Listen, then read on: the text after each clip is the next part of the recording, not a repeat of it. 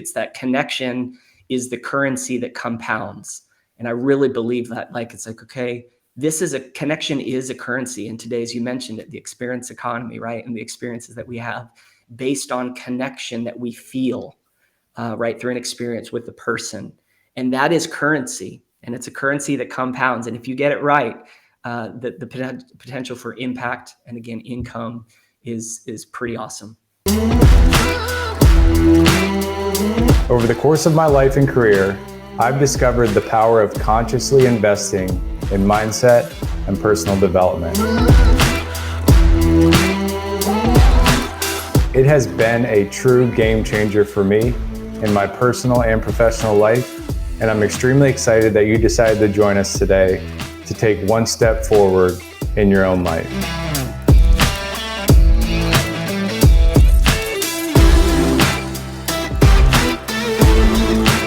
Most of my breakthroughs have come from one-on-one conversations. We created this show to bring you those unfiltered conversations each and every week.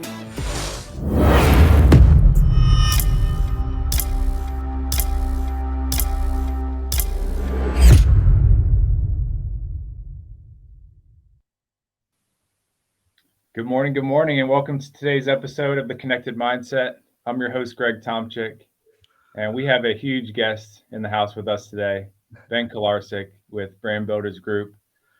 A lot of parallels between Ben and I. We may be related, but we have a lot of similarities through our backgrounds. Looking forward to diving into some of that. Ben, but before we get started, how's the morning going? Thank you so much for joining us. Yeah. It's going great, Greg. Thank you so much for having me on. And I've watched some of your previous episodes, and every guest is kind of like, man, that intro is so cool. And then you're on, and it's like, you kind of get I love that it's live right now. And so you kind of get like, I'm about to walk on stage, which usually doesn't happen on podcasts. So I'm so excited to be here. Grateful for you having me on. Absolutely. It's a pleasure to have you. So Ben, before we dive in, I know you're coming to us from Nashville, Tennessee. I'm in Norfolk, Virginia, which you're very familiar with. Yeah.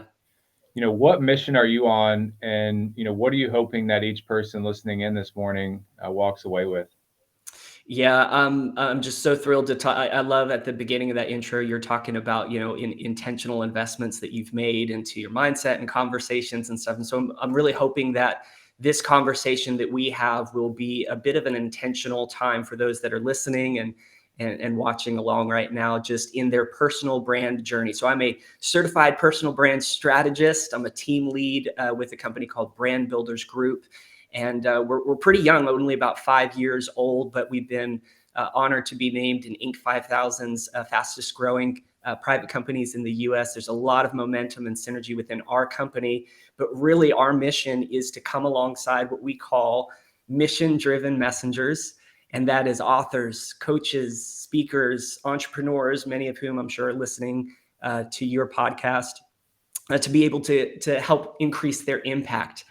And we know that when you have impact, there will be income that follows. And so I want to kind of help people understand the importance of their personal brand and maybe some tactical things that they can do to really refine that, improve that, and build their reputation, which we believe precedes revenue. So I'm excited to share just a little bit about what we do at Brand Builders, kind of what I do day in and day out. A lot of Zoom meetings kind of has this feel today of coaching people through building strategically their personal brand.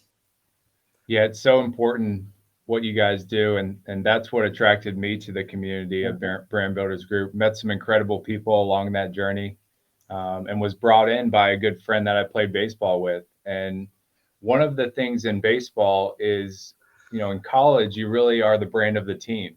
And then you get into professional baseball and you realize that team atmosphere is there, but every player has their own brand. So I think, Bob Wheatley and I saw that early on, and we always kind of had that business mindset and that curiosity to, what were people doing that made them successful in the real world outside of baseball? Yeah. And it went back to that conscious brand.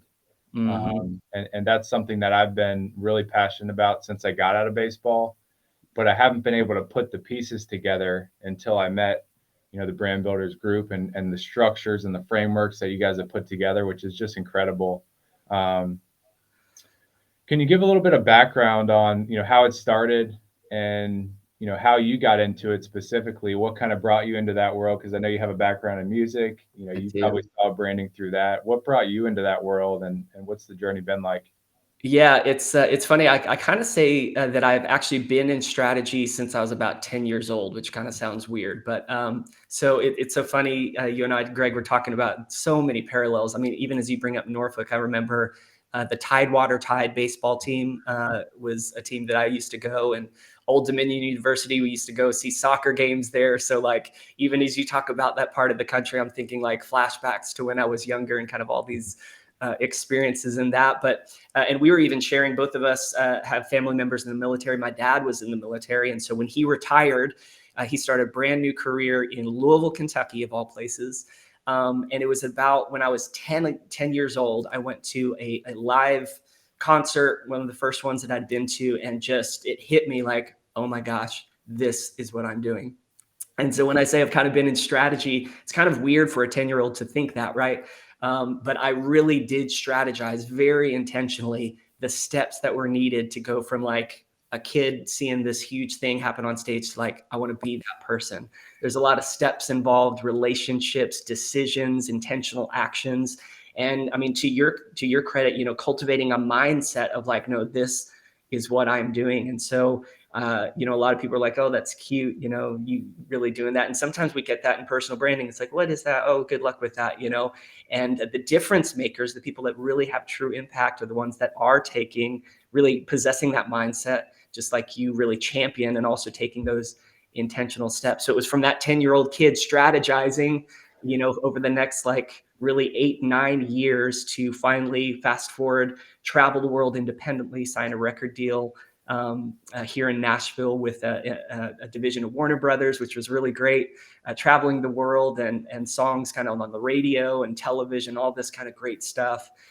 So did that through 2006, and have worked with some really large organizations, nonprofits, churches, some of the largest in the country, and interfaced, kind of intersected with brand builders. So a lot of the background, the strategy, the coaching and consulting that I've done in my career has really well positioned me as brand builders as kind of in this sweet spot of momentum to come alongside and be one of the coaches, one of the strategists on our really kind of specialist team that we have to, again, assist entrepreneurs, authors, coaches, speakers, just like yourself, in building a brand, building a reputation that has impact that lasts for really decades to come. It's not a social media post, it's so much bigger and deeper than that. So it really is my favorite thing to do. I love being a part of our BBG community, and just being able to intersect with people like you is really an honor. So it's been a lot of fun. Wow, what a story! I know there's a lot of depth in each of those steps that you took. Yeah.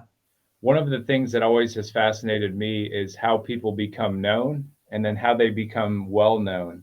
Mm-hmm. And I'm curious, throughout your music journey, did you know how important personal branding and kind of that branding aspect was to making music known at a massive scale?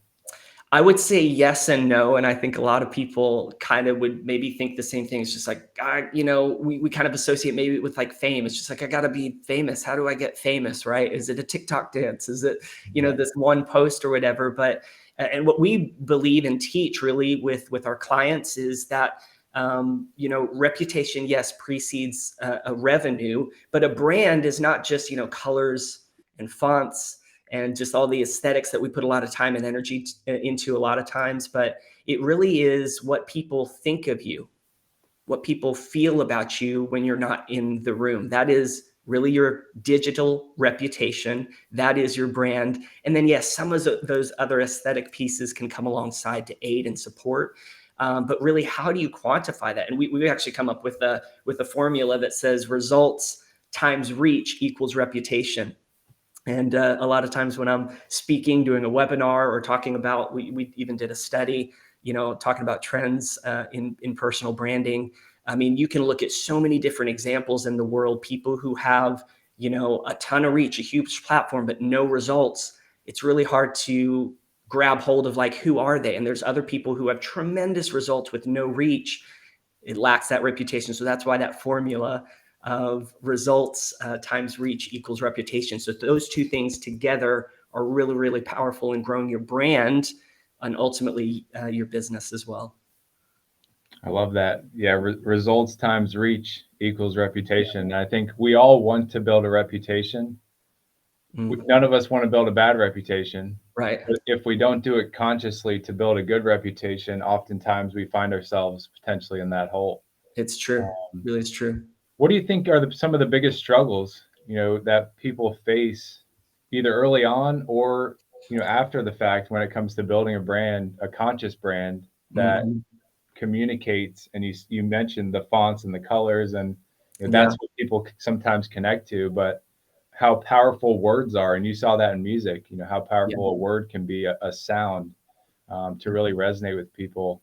What do you think people kind of face against and keep hitting as an obstacle when it comes to consciously building that brand for themselves? Yeah, I mean, there's a lot out there. There's really just a lot of noise, even when you say it, when we're talking fonts, colors, and social media platforms and schedule, and we're kind of like, we're just kind of chasing things all over the place, right? And we see this with, again, a lot of the authors, coaches, speakers, entrepreneurs, really great ideas, people who have built really robust businesses, and still it's like, I'm not penetrating the market. My voice isn't being heard. I'm not having the impact that I really want to have. And so what we really teach and champion is that diluted focus equals diluted results. You're chasing all sorts of things that really don't speak or move the needle on impact. And so we really walk through a proprietary methodology. We've really defined this. And this is what's so crazy, because in marketing, and I don't know if a lot of our clients come to us and they're like, I've spent tens of thousands, sometimes hundreds of thousands of dollars.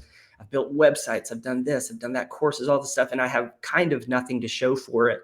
And there hasn't been an intentionality into the messaging. And yes, as you're chasing all these things, maybe I should do this, maybe I should do that.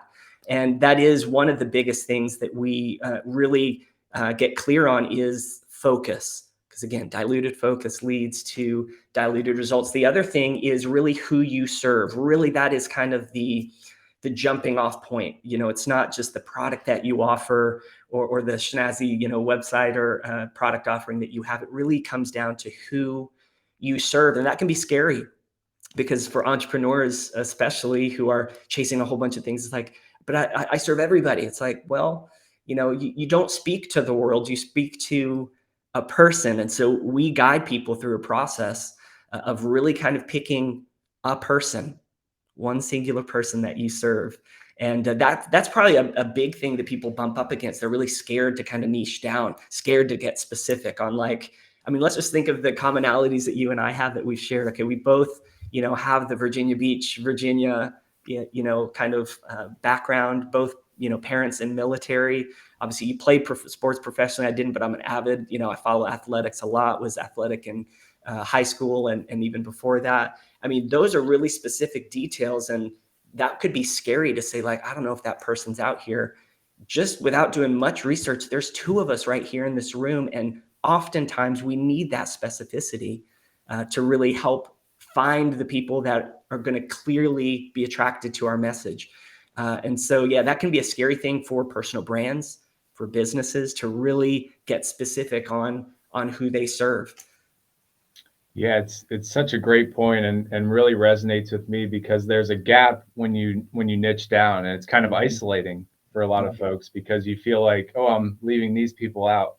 Yeah. Every company that I was with before I started my own company, they marketed to everybody because cybersecurity was something they thought everybody needed. Right. And it just created so many confusions and just so much pain, because when you're trying to speak to everybody with a common message, most of the time it doesn't resonate with anybody, because Yeah. everybody's like, that's too general. It doesn't sit with me, like Virginia Beach military baseball. It's like, holy cow, that's me.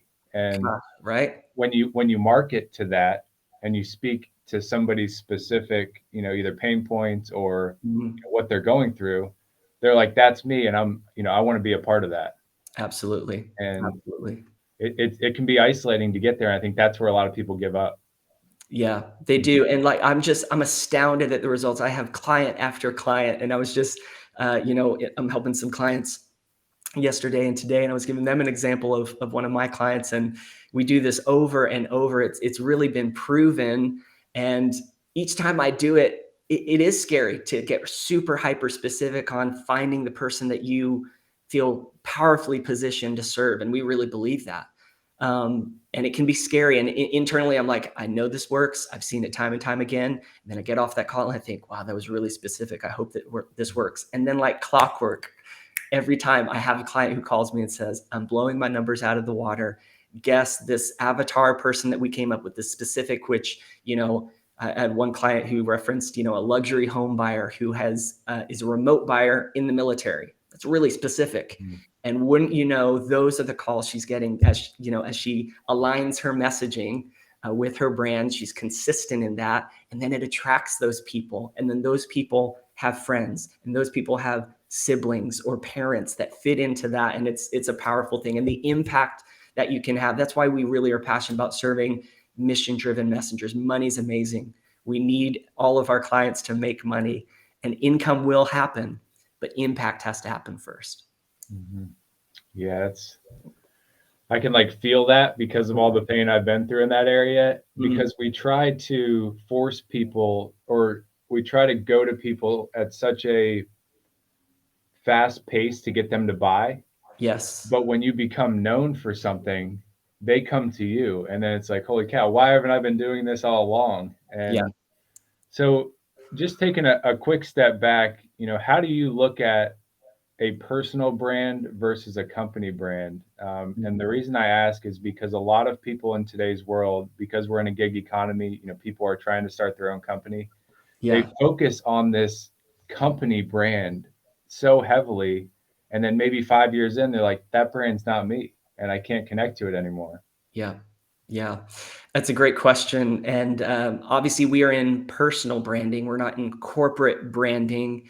But that really is a philosophical difference. I don't know if you can relate. I'm going to kind of be vulnerable here. But when I was younger, I was trying to start companies. I kind of had this entrepreneurial mindset. And this was before, a lot of verification. But, I would start a company and I'd have it's like Ben's the president, which was kind of this allure of like, hey, you've got like an assistant, you've got this like corporate machine behind you. It was really just me and a computer, right? Like there's a part of us that's like, oh yes, I've got a very big, robust company that you're dealing with, as I'm kind of doing this kind of stuff. But I think there's an affinity of like, oh, we're supposed to be this big brand, right? But what we know is that people do business with people, right? And if people don't know you, they can't do business with you. I referenced our study that we conducted, Trends in the Personal Brands, and I'd love to offer it to any of your listeners who get in touch. But there's data that supports that people want to know the personal brand of an executive, of the owner of the business. Yes, the entity is really great, but they want to know the person they're doing business with. They need that trust. Again, reputation precedes revenue. And it's so important to build that really strategically because, yes, it's not this nameless, faceless organization, right? It is the person. I know Greg now. Like, I'm pointing people to Greg. I love that, in cybersecurity, yes, I have a friend who's in, but I want to connect a friend with a friend. I know Greg, right? And so I want to connect people to this person, not to this kind of cold entity in the background. Does that make sense? Yeah, absolutely.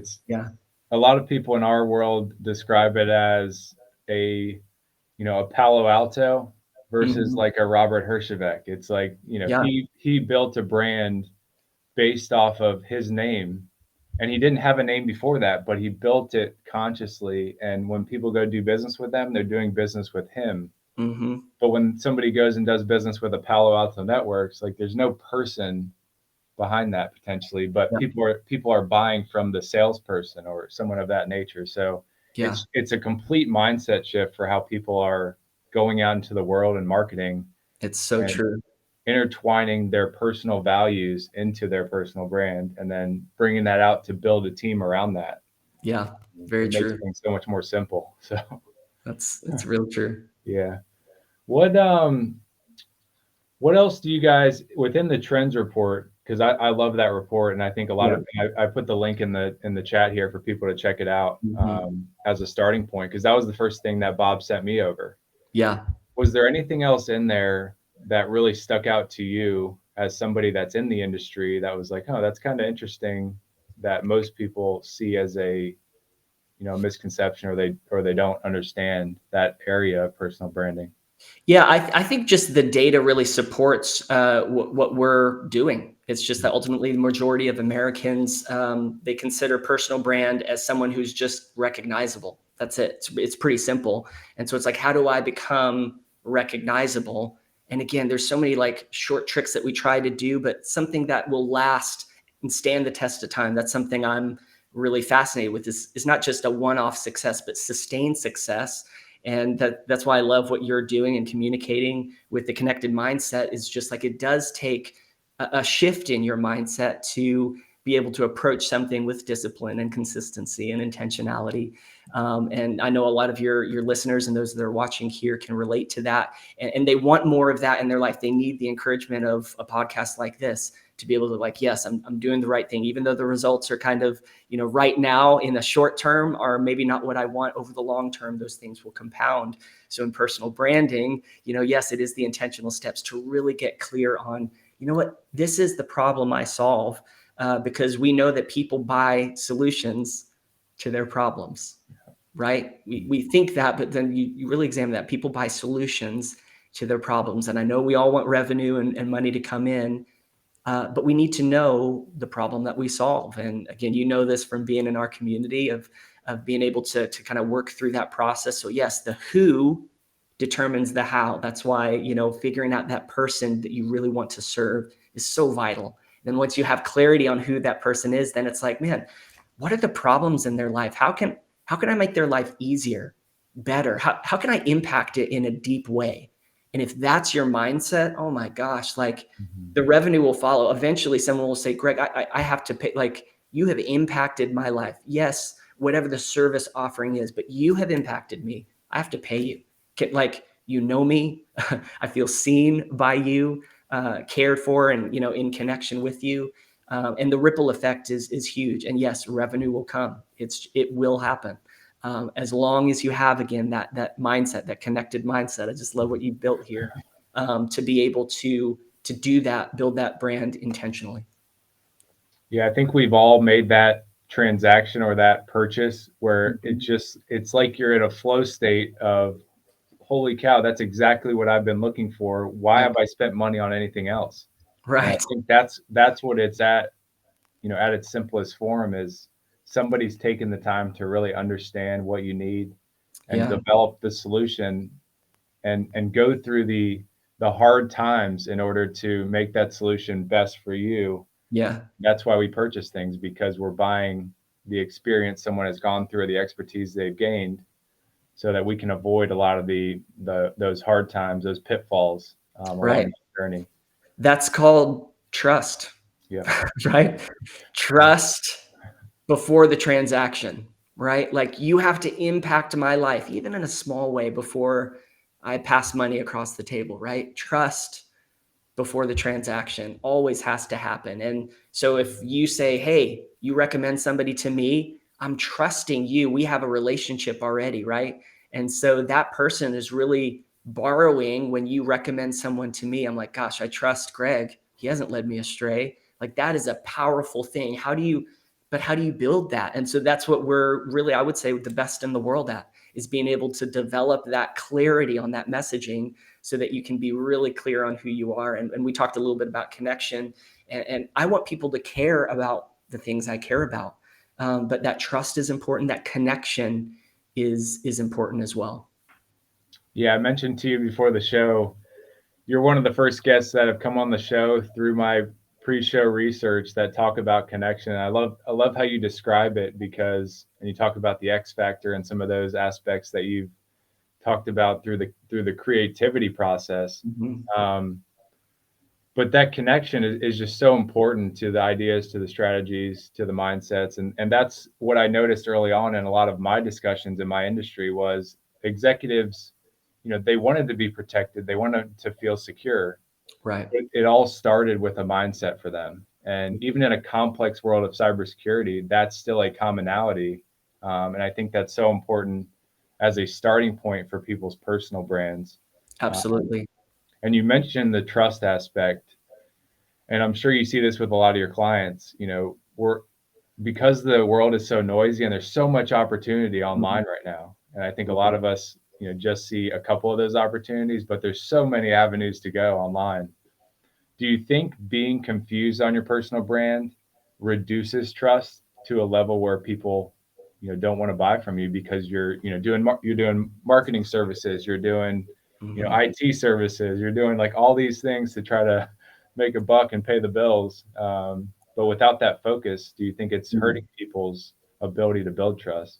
Absolutely. I mean, just carte blanche, absolutely. And what I believe is that, like, if you're not clear, they will not care. So your messaging, again, back to who you serve, like, what is the problem that you're solving? It's, if it's just noise, if it's random and scattered and distracted and unfocused, it's hard for me to know, and I can't really care. And again, that's a bit about my personal brand work, as I don't want there to be ambiguity, right? In whether it's personal interactions or bigger, business offerings. We walk people through that in part of our curriculum of just getting really clear on, what is the engine that you have at work in the background to nurture relationships, that generates revenue. Yes, there's processes and funnels and a bunch of, like, detailed things to check off, but it's really just about focus, and it's about clarity on your messaging, the things that you're communicating. And I really believe that's important, because you need people to care about who you are, what you're about. And if you're unclear on any of that, they just can't do that. And speaking to connection, like I shared this with a group of people that I was hosting last week, it's that connection is the currency that compounds.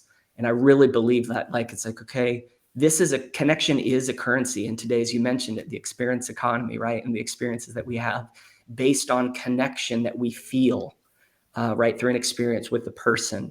And that is currency, and it's a currency that compounds. And if you get it right, the potential for impact and, again, income is pretty awesome. Wow, yeah, that's some serene music to my ears. So I appreciate you mentioning that, and that's definitely something that I haven't really thought about before. And obviously, reputation to revenue, but I think it goes deeper. What is reputation? What is revenue to people? And I think people have to get clear on those aspects before they get started.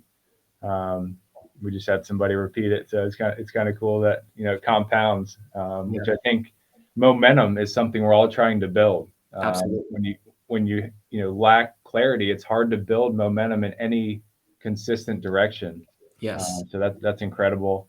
Yeah. How do people typically get started? So, like, somebody is out there, they're running a company, they like themselves, they know other people like them. What's a good kind of launch point for somebody who hasn't really thought on this level to get started? Yeah. Well, obviously, I'm going to just champion what we do within Brand Builders Group. And again, we've really honed in on the person that we serve, authors, coaches, speakers, entrepreneurs, business leaders. And I love what I get to do. I love the people that I get to meet. I mean, Greg, just like you, just our community is really intentional about the impact that they desire to make in this world to the people that they serve.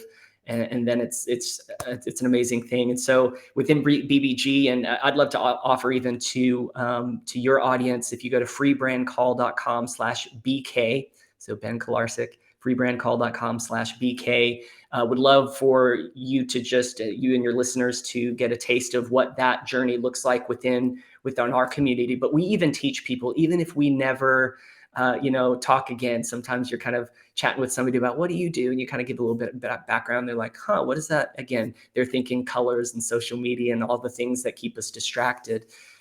Really, it's just getting clear on the person that you believe you're powerfully positioned to serve. You're most powerfully positioned to serve the person you once were.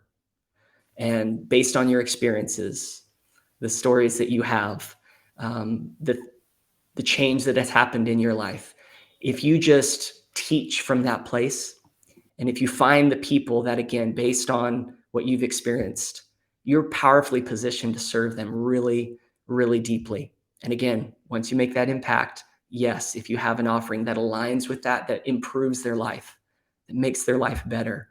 I mean, that is a powerful combination. Yes, in terms of revenue potentially, but when we think about the impact that one person can have on another, it's probably the favorite part about my job, to see that kind of feedback when somebody delivers a speech and you come off the stage and somebody says, "Oh my gosh, that was the best thing I've heard." Or 3 months removed from said speech, as you've cultivated this world-class presentation that we walk our clients through. And then you get a DM or an email where somebody comes up to you in the airport to say, like, "I heard you say this, and it stuck with me, and I started implementing that into my life, and it's changed my life." I mean, we're talking about something pretty massive at that point, right? And yes, we all have offers and we want to grow our business and our revenue, but don't we really want to connect with each other and have deep impact on others? It's the favorite thing about my job, truly is. Wow. Yeah, I think that's real happiness and fulfillment at the Yeah, end of the day. Like when we leave this earth, and when our, family members and people that we touch and meet say that person impacted me, yeah, and not just, working for, 60 years and then, sitting in a chair and then, you kind of, disintegrate, right? yeah, But we talk a lot about on this show, what is happiness and fulfillment, and they're kind of blurry words. Um, yeah. but one of the things I write about and talk about commonly is a lot of us forget about our past experiences because we just want to leave it and we want to live in the future. We want to live in the now. But those are what uniquely qualify us to deliver exactly, what you're highlighting. And when we're able to bring that out and say, how has this uniquely qualified me to deliver this message or Mhm. this offer to somebody, Yeah, and it really resonates and somebody says thank you, like yeah, that dopamine rush is better than any other right. exhilaration that you're ever going to get.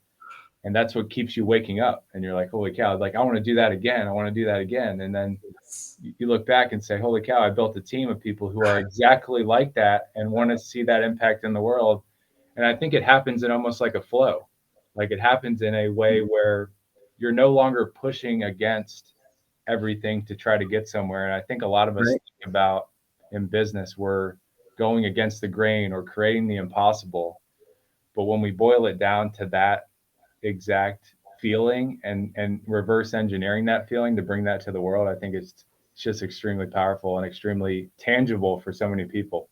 Yeah, it is. It is. It's so funny. I don't know why I'm thinking about this, Greg, but I'm thinking of a story.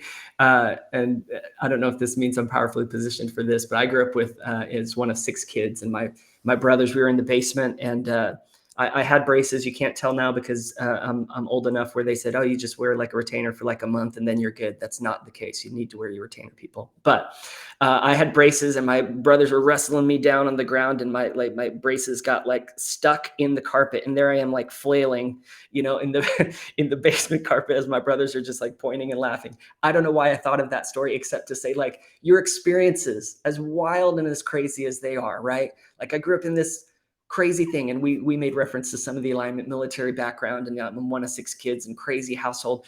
All the experiences, the crazy ones, the ones that are like, what was, I think, I can't believe that actually happened in my life, all lead us, like those stories are powerful, part of who we are, and the world needs and wants to hear those experiences because we've learned things from them, whether they're funny, stupid self-deprecating stories, or whether they're the deep, powerful, like, this was the worst moment of my life but I overcame it. And obviously, as we share those stories, I mean, and there is an ROI on stories. I know we're talking about a connected mindset and you have background in cybersecurity, but even in these realms that it's like, do I need to tell stories? It's like, that's how people connect ultimately. And again, you build trust that way, people retain things better, and then it's going to separate you, hello, from other people in the market. Yes, you're selling cybersecurity or this offering, but as you communicate stories informed by your experiences, again, the wild, silly ones that happen or the deep, meaningful ones, you build that connection, you build the trust, and your reputation grows. Absolutely. Yeah, it's the only reason I'm in cybersecurity is because I had a cyber attack at one point in time. And when I hear people come into the industry and they just say it was on the, Inc. 500 as one of the top paying jobs, I'm like, holy cow, we need to take a step back here and Mm, realize, why are you getting into this industry just because it's the hot topic right now? right. So I almost encourage them to do a brand exercise where it's like, Mm, well, what do you really care about? What are your past experiences? And I think we need more leaders to do that. yeah. Because when you have somebody on your team that's just in it for, the hot topic or Mm, the money, it's temporary. But right. when you have somebody that says, "Oh, my grandmother had a attack on the bank account, and that's something that powers me through," Yes. I think that's something that is long lived and it has a longevity to it, and that's what we all want. But we Absolutely. just need more people around us to talk about how to tease that out. Uh, Yeah. and I think a lot of people think it's kind of buku or it's like, too self-development or, too Tony Robbins or whatever people say to kind of just push it to the side. Um, but I'd like to see more people out there doing, and championing what you guys are championing, where Yeah. they can even if they don't want to start a business, even if it's like getting out of college or getting out of high school, Mm, like we need to have these discussions with folks early on and yeah. they don't have to have it all figured out. Like I still don't have it all figured out. I don't know if you do. But I see people all the time, like even, they've sold companies, they're building Mm, companies, they're doing all these things, but they're always kind of, reflecting and rebuilding and yeah. improving that brand. It's not a destination, it's a journey. And For I think sure. that's important for folks to realize, even with personal branding. That's right. And the truth of the matter is, Greg, is that we all have a personal brand. Like it just is there. This isn't something that's if we aren't building it, it's not like it's there. People have an opinion about you, Mhm. about your listeners. And maybe it's just unclear. And if it's unclear, that is your brand. Your brand is unclear. And it's going to be really hard, that much harder to gain the trust, before a transaction. So what we would contend is like, well, then let's get intentional, about it. And again, I love seeing your background, the discipline that you have to say like, hey, this is a target I'm going after, and I'm going to take intentional steps to build that, because otherwise I'll just be adrift. And again, the brand is there. All of your listeners, everybody who's watching has a brand.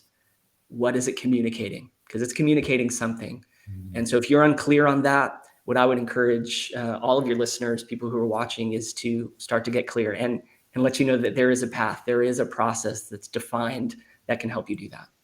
Absolutely. Yeah, we all need that structure, the framework. I mean, we grew up in military families, so it was a lot Right. of the parents were gone for 9 months, or it was Mm-hmm. like it had to be structured in a way that created some certainty. Mm-hmm. And I think there's a lot of uncertainty in the world, and Absolutely. people need a guide, and I think that's where we lean on coaches. And you and I know the power of coaches because we've Yeah. seen it through the different career journeys that we've gone through. But when you can connect to a coach that understands your background and then can ask the right questions, I think it's magical when it happens. And I think until you Yeah. feel that, I think you're always seeking that. Uh, Yeah. so it's Yeah. just one of those things I think everybody's looking for, but they don't know where to go, where to start. And I Right. think you guys provide that launch pad for people. And I want to encourage everybody to get into that because I've seen the benefits, personally and professionally. And I think people, when they think about brands, they still think just professionally. Right. But we have brands in our community, we have brands in our families. And we have to do it intentionally. Absolutely. I love that story you shared, just the differentiator within your business of like, hey, I experienced this. I can imagine there's a lot in your industry that just use the fear tactic. They've never experienced it before, but the fact that you've experienced that and are coming from not a place of like a scare tactic of like, do you don't want that it's like, man, this was really hard. We got through it, but gosh, I wish I had the tools to prevent that. Or it's coming from that place of experience, and immediately I trust that more, right?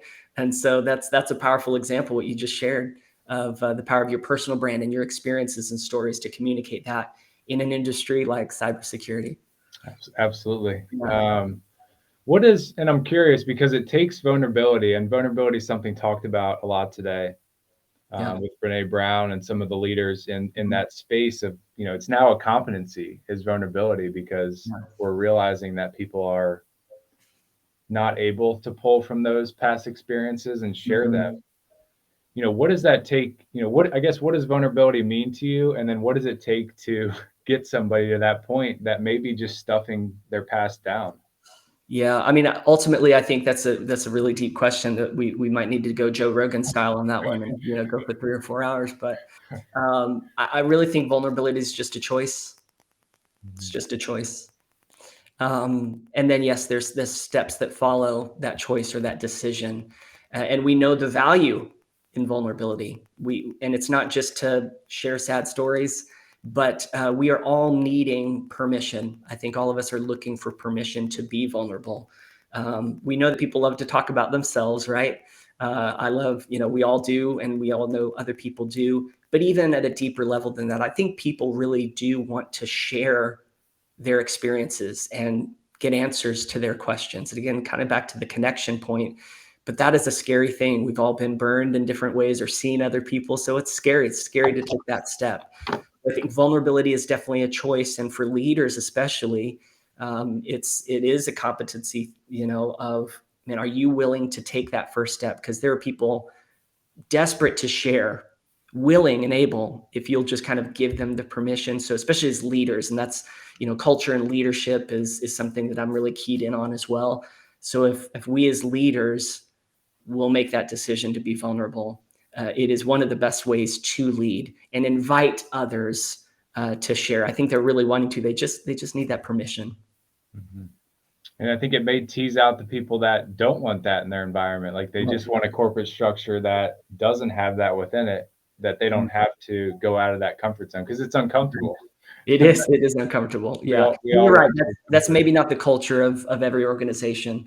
Mhm. But again, back to the brand, maybe is that a hallmark of you as a person, as a brand? Yes, as a leader. I think it's a really important virtue and a characteristic to have as a leader. And not all entities have that, or people have that, and that's okay. But really, our brand it helps in our marketing because, just like an offering, it should weed out the people that you want on your team and the people that you don't, or the people that you want to serve and the people that you're not well positioned to serve. That ultimately, that is the role of marketing, is to kind of sift through the people that you want to be selling to or really powerfully positioned to serve, and those that you aren't. And so many of us get scared. It's like, I got to reach everybody. It's like, well, you're not going to reach anybody, right? And or it's going to be confusing and all of this. Your marketing really and your brand positioning, your messaging should be really clear, and that will attract people from out of the woodwork, that are rightly aligned with who you are and how you're able to serve them. I love that. So it's so clear, and I think a lot of people make it confusing Right. to build a brand. So Yeah, this has been incredible to just dive into some of the layers of it because I think people need it sure. more than ever now Absolutely. because of where the internet's headed. Yes. Um, Ben, so a couple, life lessons. I'd like to, we've come from a lot of different, different backgrounds, but similar backgrounds. Yeah. Are there, a few life lessons, that you've either connected with recently or that are consistencies through your life that you'd Mm. like to share? I mean, that's a loaded question. I think it really does come back to connection. I'm really passionate about that. In some of the work that I've done, again, I kind of reference like ambiguity, right? I really hate when that there's things that are unclear, and so just especially in the leadership space, I think curiosity is what I in my personal branding work we talk about a uniqueness, the unique way that you solve a problem in the world for the person that you're most powerfully positioned to serve. There's a whole framework for that we walk our clients through. My uniqueness is curiosity. I love asking questions. I think that's the hallmark of a good leader.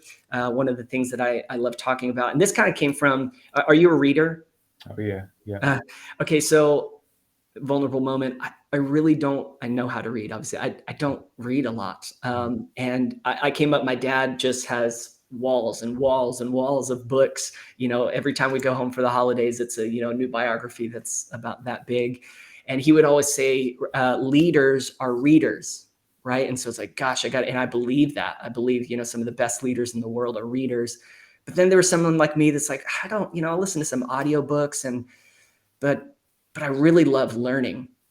And aren't we doing that when we read? So as a way that I was kind of reconciling this phrase that I'd heard, like leaders are readers, and knowing that was, something I want to do more of, but it's just not something I do much of. But what is the hallmark of a leader? Leaders are learners. I really believe that. They are learners for life. And yes, many open a book, they'll be on vacation reading that, but they are hungry to learn, not just information for information's sake, but the people that they lead.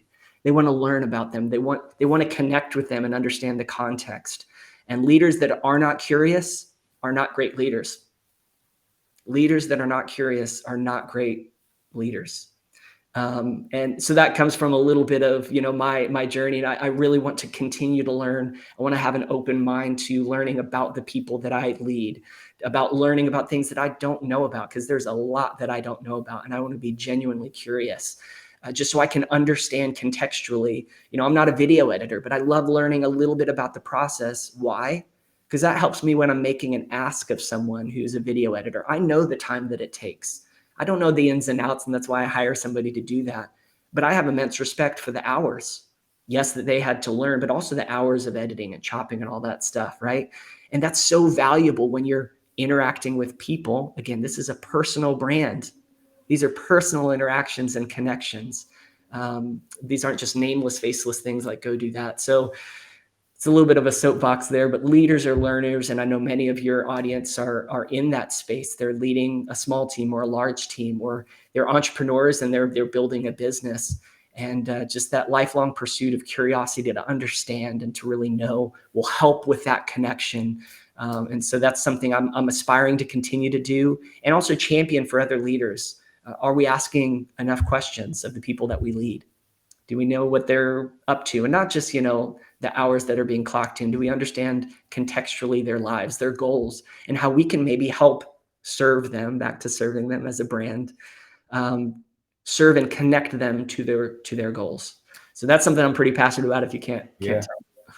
I love it. I'd love to read if you have any books or anything of that nature. I know we have to get you back to the world to continue to spread this message and continue to spread your impact. Before we get to the final question, how can folks connect with you out in the world? We put the brand call, but any other avenues that you'd like people to reach out to you through? Thank you. I really do love connecting. LinkedIn is such a great kind of network that I'm slowly but surely trying to leverage. Many of my clients have done such an amazing job. I know you're active on there and really kind of showing a lot of other people like, hey, this is one of the tools that you can use to spread your messaging. So would love to connect with you on LinkedIn. Ben Kolarcik, it's hard to say, hard to spell, but you can find me on there. There's not too many Kolarciks out there, probably through Greg's. And then, yeah, that free brand call is really a great resource to your listeners and to your community who are wanting to take those intentional steps, that intentional investment that you referenced in the opening of your show that you've made in their personal brand, because the brand's there. The brand is there. What's it saying about you? And if you're unclear about that, we can really help bring clarity to that. And experiencing one of those free brand calls is a great way to kind of figure that out. So just so thankful for your generosity, Greg, and having me and sharing some of the resources that we talk about. Just really appreciate your generosity. Absolutely. Yeah. It's been a fascinating discussion. Ben, before we sign off here, and you've mentioned it a couple of times, the meaning of connection, but we like to ask each guest, kind of in a condensed format, what does being connected and connection, mean to you in your personal and professional life?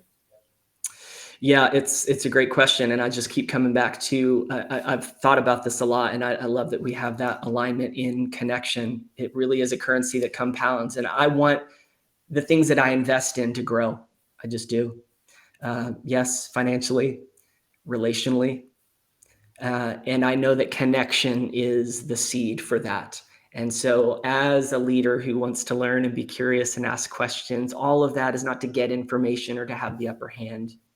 It really is so I can understand, connect better. And I believe if I do that consistently, I'm going to see amazing growth in my life and in the lives of those that surround me.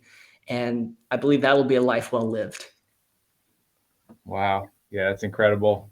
Ben, It's been an honor. It's been a pleasure. Thanks so much for joining us, and looking forward to continuing the conversation. Thanks so much. I appreciate it so much, Greg. We'll chat soon.